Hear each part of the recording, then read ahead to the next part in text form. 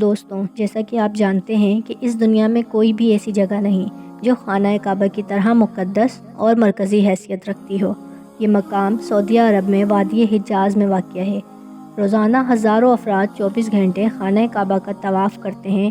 خانہ کعبہ کی مقدس تصاویر لاکھوں گھروں کی زینت بھی ہے، اور کروڑوں مسلمان اس مقام کو اپنا قبلہ تسلیم کرتے ہوئے اس کی جانب رخ کر کے 5 وقت کی نماز ادا کرتے ہیں۔ خانہ کعبہ مکعب یعنی کہ کیوب کی شکل میں تعمیر ہونے کے ساتھ ساتھ تاریخ کے آئینے میں ایک انتہائی خاص مقام کا حامل بھی ہے۔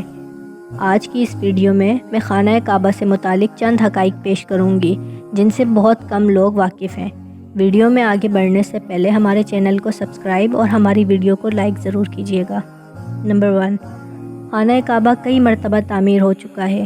دوستوں، خانہ کعبہ جس طرح آج ہمیں نظر آتا ہے یہ ویسا نہیں جو حضرت ابراہیم علیہ السلام اور حضرت اسماعیل علیہ السلام کے دور میں تعمیر کیا گیا تھا۔ وقت کے ساتھ پیش آنے والی قدرتی آفات اور حادثات کی وجہ سے اسے دوبارہ تعمیر کرنے کی ضرورت پڑتی رہی۔ بے شک ہم سب جانتے ہیں کہ خانہ کعبہ کی دوبارہ تعمیر کا ایک بہت بڑا حصہ نبی کریم صلی اللہ علیہ وآلہ وسلم کی زندگی میں نبوت ملنے سے قبل ہی ممکن ہو چکا تھا۔ یہ وہ وقت تھا جب نبی کریم صلی اللہ علیہ وآلہ وسلم نے ایک بڑی خون ریزی کو اپنی دور اندیشی سے روکا تھا۔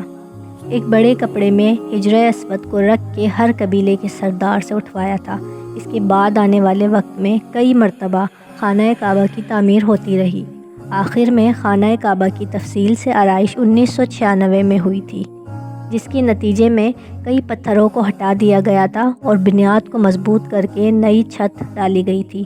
یہ اب تک کی آخری بڑی تعمیر ہے، اور اب خانہ کعبہ کی عمارت کو پہلے سے زیادہ محفوظ تصور کیا جاتا ہے۔ نمبر 2، خانہ کعبہ کے 2 دروازے اور 1 کھڑکی ہوا کرتی تھی۔ دوستوں، کیا آپ جانتے ہیں کہ دوبارہ تعمیر کیے جانے سے قبل خانہ کعبہ کا 1 دروازہ اندر داخل ہونے کے لیے اور 1 دروازہ باہر جانے کے لیے استعمال ہوا کرتا تھا۔ ایک زمانے تک خانہ کعبہ میں کھڑکی ہوا کرتی تھی۔ خانہ کعبہ کی جو شکل آج موجود ہے اس میں صرف 2 دروازے موجود ہیں، لیکن کھڑکی اب ختم ہو چکی ہے۔ 3، خانہ کعبہ کے مختلف رنگ۔ دوستوں، مجھ سمیت آپ سب کو بھی خانہ کعبہ کو ہمیشہ کالے رنگ کی قصبہ اور سونے کے دھاگوں میں دیکھنے کی ایسی عادت ہو چکی ہے کہ ہم اب اس کو کسی اور رنگ میں تصور بھی نہیں کر سکتے۔ یہ روایت عباسد، جن کے گھر کا رنگ کالا تھا، ان کے دور سے چلی آ رہی ہے، لیکن اس سے قبل خانہ کعبہ مختلف رنگ کے غلاف سے ڈھکا رہتا تھا۔ ان رنگوں میں ہرا، لال اور سفید رنگ شامل ہے۔ نمبر 4، دوستوں، کیا آپ جانتے ہیں کہ خانہ کعبہ کی چابیاں ایک ہی خاندان کی تحویل میں ہیں؟